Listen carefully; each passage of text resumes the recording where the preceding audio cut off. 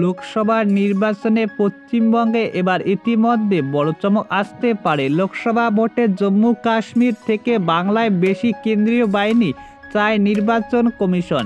ভিডিওটি শেষ পর্যন্ত দেখুন। চ্যানেলে নতুন হলে সাবস্ক্রাইব করুন, পাশে থাকা বোতামটি বাজিয়ে দিন। বাংলায় 8 দফায় ভোট হয়েছে গতবার। সবচেয়ে বেশি দিন ধরে বিধানসভা নির্বাচনে এইসব ছাপিয়ে যাচ্ছে 2024 সালের লোকসভা ভোট।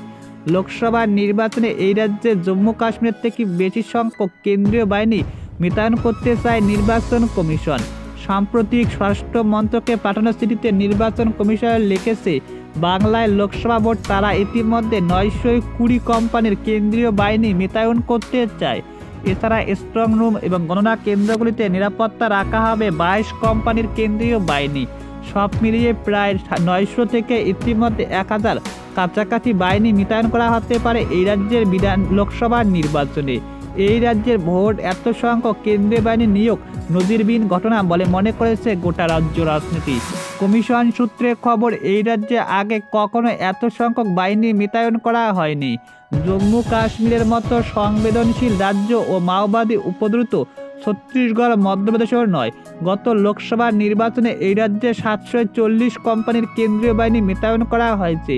গত পঞ্চায়েত ভোটে কলকাতা হাইকোর্টের নির্দেশে কমপক্ষে 800 কোম্পানির কেন্দ্রীয় বাহিনী পঞ্চায়েত ভোট করানোর কথা বলা হয়, কিন্তু কার্যক্ষেত্রে তা পাওয়া যায়নি। এবার পশ্চিমবঙ্গের পরে জম্মু কাশ্মীরের জন্য সবচেয়ে বেশি কেন্দ্রীয় বাহিনী চেয়েছে নির্বাচন কমিশন, তবে তার সংখ্যা এ রাজ্যের তুলনায় অনেকটাই কম। সেখানে সুষ্ঠুভাবে নির্বাচনের জন্য 635 কোম্পানির কেন্দ্রীয় বাহিনী চাওয়া হয়।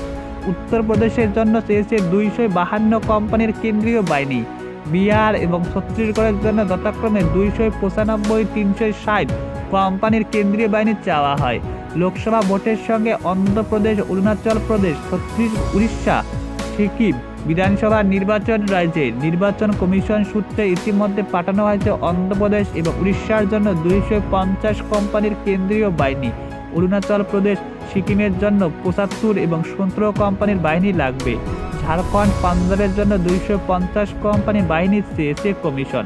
মণিপুরের জন্য 200 কোম্পানির বাহিনী চেয়েছে কমিশন এবং প্রধানমন্ত্রী নরেন্দ্র মোদীর রাজ্য গুজরাটের জন্য 200 কোম্পানির বাহিনী চেয়েছে ইতিমধ্যে কমিশন।